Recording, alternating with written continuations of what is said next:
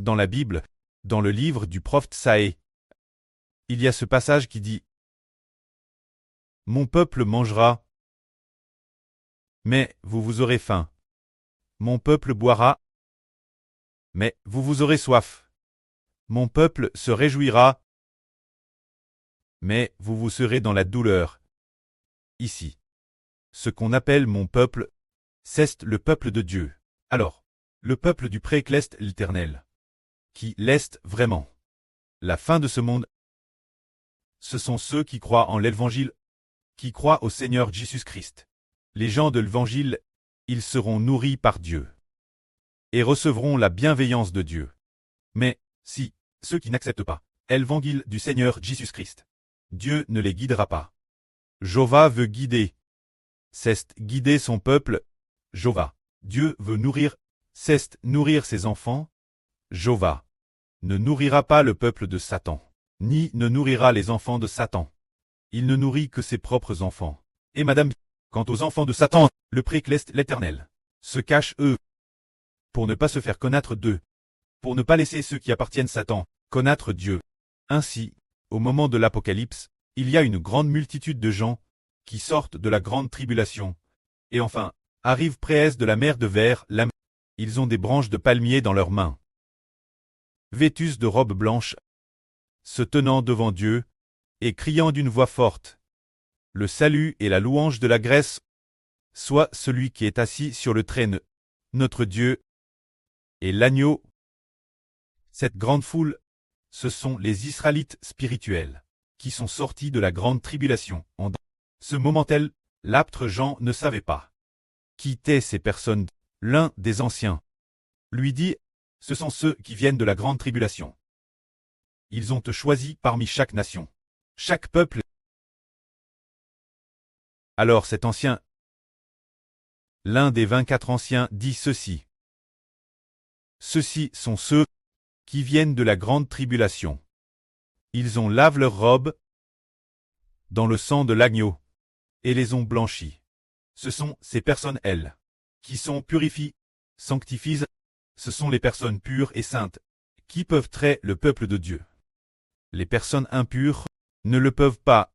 Alors nous tous, nous étions autrefois impurs, mais si nous voulons accepter le salut, accepter la rédemption, comme il est dit ici, laver ses robes dans le sang de l'agneau, pour les blanchir. Ceux qui veulent accepter la rédemption du Seigneur Jésus-Christ seront purifiés. Ainsi, il est dit ici, c'est pourquoi ils se tiennent devant le trône de Dieu et le servent jour et nuit dans son temple.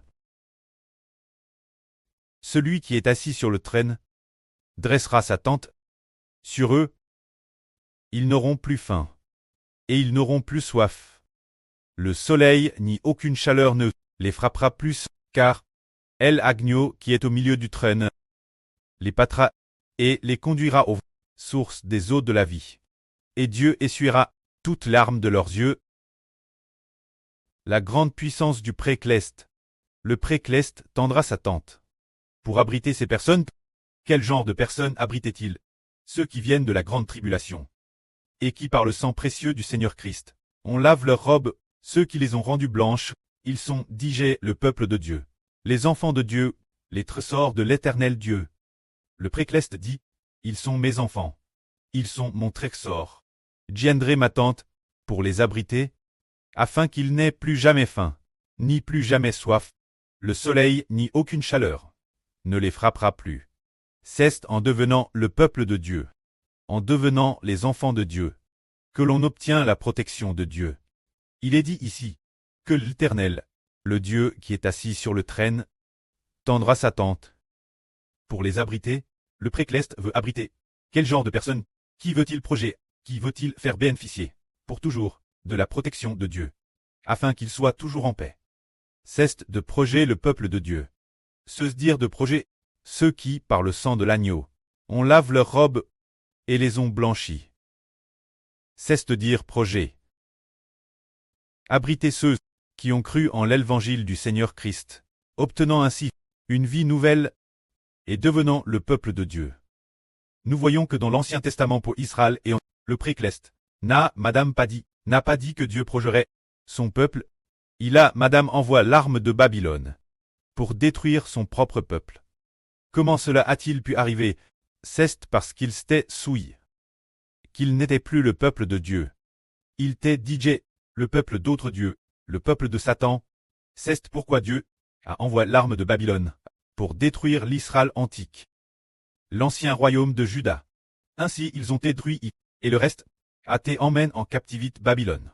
Quand ceux qui sont NS Babylone, Dieu les a conduits à la repentance. Et Dieu a eu compassion d'eux. Il en va de madame pour les gens de notre époque. C'est la madame chose. Quel genre de personne? Réoua la guerre de Dieu. Sa protection éternelle, sa nourriture et son amour, comme il est dit ici. Ce sont ceux qui par le sang de l'agneau, on lave leurs robes et les ont blanchis. Alors, avant que nous ne croyions au Seigneur, quand nous ne croyions pas encore, au Seigneur Jésus-Christ, avant d'être lavés, avant d'être rachets, nous n'étions pas considérés comme des enfants de Dieu. Ce moment tel, nous ne recevions pas la nourriture de Dieu, nous vivions dans le pchash, vivant sans espoir. Mais quand le précleste nous a appelés, nous a fait croire en son Fils, et qu'après avoir te bâtisse en son nom, nous avons comment très nourris, comme il est dit ici. Car, El Agneau qui est au milieu du trône, les pâtera, et les conduira aux sources des eaux de la vie. Et Dieu essuiera toutes larmes de leurs yeux. Bien que frère et sûr, le prêt avait initialement prévu de nous choisir, mais avant que nous ne soyons rachets, avant de croire au Seigneur Jésus, avant d'être baptisés, cette poquelle nous étions-nous pas, comme les gens du monde de Satan, nous heurtant et saignant, vivant dans le péchage, vivant sans espoir. Cette poquelle c'était parce que nous n'avions pas encore accepté le salut, ni tes plaques sous le nom du Seigneur Jésus. Nous n'étions donc pas nourris. Sans très nourris, nous ne voyions pas d'espoir pour l'avenir, et il n'y avait pas de vie nouvelle en nous. Mais, maintenant c'est différent. Après avoir accepté le salut du Seigneur Jésus-Christ, nous sommes devenus enfants de Dieu, le peuple de Dieu. C'est pourquoi il est dit ici. El Agneau qui est au milieu du trône les pâtera et les conduira aux sources de l'eau, de la vie. Et Dieu lui-même essuiera toutes leurs larmes. C'est ainsi que notre précleste l'Éternel veut pâtre tous ses enfants. Mais quand ceux qui ne sont pas ses enfants, le pré ne les pâte pas, tout comme notre précleste l'Éternel. Notre papa, le Seigneur Jésus a dit l'année dernière, notre sur Zaowan. Quand ceux qui ne croient pas, pour les non-croyants, ne l'épargne pas, chasse-le tous, ne l'épargne surtout pas. Et la voix contenait de la colère. Puis dans ces 1 ou 2 jours le Seigneur a aussi dit au frère Hébert, chasse ces 30 non-croyants dehors. C'est-à-dire les non-croyants. Le Seigneur veut-il les nourrir? Non, il ne veut plus. Bien que le frère Hébert soit le fils du Seigneur, et ne comprenne pas encore, qui est digne, le Seigneur lui a déjà dit, les non-croyants, chasse-le tous, on ne peut pas les pâtre. Ces non-croyants, on ne peut pas les nourrir. Le peuple appartenant à Satan. Les non-croyants ne sont pas les enfants du Seigneur. Ne sont pas les enfants du précleste. Alors chassez-le tous. Ainsi les non-croyants ne sont pas nourris, alors que les croyants sont nourris. Cependant, nous qui croyons, versons-nous encore des larmes. Prenons un exemple. En 2024, le frère Hébert a vu une photo de la sur Jaowan. C'était son ancienne image de WeChat. Sa photo de profil WeChat. Oh, elle conduisait une BMW. Bien qu'elle soit plus jolie. Mais, il n'y a aucun sourire sur son visage. Pas de joie du tout. Pour quelle raison? Parce que ce moment-elle, la sur, n'avait pas encore vraiment. Bien que le précleste ait digé prédestin. La surtrait une enfant de Dieu, mais, elle ne connaissait pas encore vraiment. Le berger, le frère Hébert. Et elle n'était pas non plus vraiment. Bien qu'elle ait baptisée dans la religion auparavant. Elle n'appartenait pas encore vraiment. Au nom du précleste et du Seigneur. Une fois qu'elle a connu le frère Hébert, et qu'elle a appartenu au Seigneur, et au frère Hébert, elle a te nourri.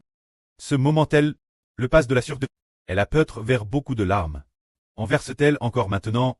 Cette âne, il semble qu'elle n'en est pas vers. Si elle en a vers cette âne, c'était probablement parce qu'elle s'est fait réprimander par le frère Hébert. Juste verser des larmes pour cela. Mais d'ordinaire, elle est toute joyeuse. Oubliant madame qu'elle a un jour vers des larmes, le précleste a essuyé toutes ses larmes. C'est justement pour cela. Le précleste dit que l'avenir, comment le précleste va-t-il nous nourrir quand la nouvelle Jérusalem, la nouvelle terre viendra? Le précleste dit ceci. Voici, le tabernacle de Dieu est avec les hommes. Il habitera avec eux, ils seront son peuple, et Dieu lui-même sera avec eux. Il sera leur Dieu. Dieu essuiera toute larme de leurs yeux, et la mort ne sera plus, il n'y aura plus ni deuil, ni cri, ni douleur, car les premières choses ont disparu. C'est dire que le précleste l'Éternel va nous nourrir lui-même, il habitera lui-même avec nous. Actuellement, c'est le fils du précleste et du Seigneur, qui habite avec les frères et sûrs. Mais quand viendra la nouvelle terre, non seulement le frère Ashbert habitera avec les frères et sûrs, mais le précleste et le Seigneur habiteront aussi avec nous.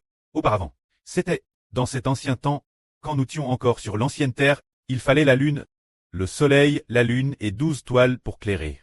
Mais, l'avenir quand viendra, le nouvel univers et la nouvelle terre, le précleste et le Seigneur, nous guideront eux-mêmes. Alors, il est dit encore ici.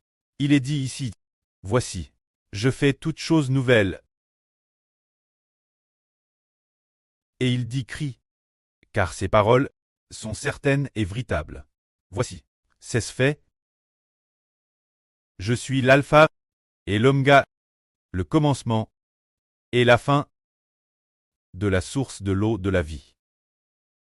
Gratuitement, je donnerai boire celui qui a soif, celui qui vaincra, ritera de ces choses, je serai son Dieu, et il sera mon fils. C'est ainsi que le prêt va nous nourrir lui-même, pour que nous l'avenir, pour toujours et jamais. Soyons les enfants de Dieu. Et le précleste dit, je donnerai de la source de l'eau de la vie. Gratuitement, celui qui a soif, c'est ainsi que le peuple de Dieu est nourri. Maintenant, il suffit d'être bâtissent au nom du précleste du Seigneur, et du Saint-Esprit ses enfants seront certainement nourris. Au premier cycle de notre un petit groupe de personnes athées bâtissent au nom du précleste du Seigneur Jésus-Christ et du Saint-Esprit. Alors, le Seigneur Jésus-Christ a envoyé les apôtres pour les nourrir, tout comme le Seigneur a dit l'apôtre Pierre, paie mes brebis, paie mes agneaux. C'est pourquoi le Seigneur a envoyé Pierre, ainsi que les autres apôtres, pour nourrir les croyants. La fin de ce monde, le précleste et le Seigneur envoient personnellement le soleil, le Fils de Dieu et du Seigneur, celui qui est appelé Israël, ce frère, pour nourrir personnellement l'avenir. Après la résurrection d'entre les morts, le précleste Jéhovah nourrira personnellement. Cela signifie que ce n'est qu'en devenant enfant de Dieu, que l'on est nourri par Dieu. Ce n'est qu'en devenant enfant du précleste Jéhovah, que l'on est nourri par le Seigneur Christ, et aussi nourri par le frère Hébert. C'est ainsi que nous comprenons qu'il faut d'abord devenir enfant de Dieu. En devenant enfant de Dieu, nous n'aurons plus faim, ni soif. La chaleur du soleil ne nous frappera plus, et aucune créature ne pourra nous nuire. Le précleste Jéhovah tendra aussi sa tente pour nous abriter. Celui qui est assis au milieu du trône, le Seigneur Jésus-Christ, nous conduira aussi aux sources des eaux de la vie. Mais quand est-ce que la source de l'eau de la vie est-elle apparue? C'est après que le Seigneur Christ est venu au monde comme homme et a été crucifié, qu'il a été dit que tous ceux qui ont soif viennent moi et boivent. Celui qui vient moi, comme dit l'Écriture, de son sein couleront des fleuves d'eau vive. En buvant, ils auront la vie éternelle. Le Seigneur Jésus a dit, mon peuple aura la vie éternelle, mon peuple aura la vie éternelle. Au dernier jour, je le ressusciterai. C'est seulement après que le Seigneur Jésus-Christ est venu au monde comme homme, que l'on a compris que l'homme serait nourri et le ministre de l'obtention de la vie éternelle. Mais ceux qui n'appartiennent pas au peuple de Dieu, le mot vie éternelle, ils n'en ont jamais entendu parler. Et ils n'y croient madame pas.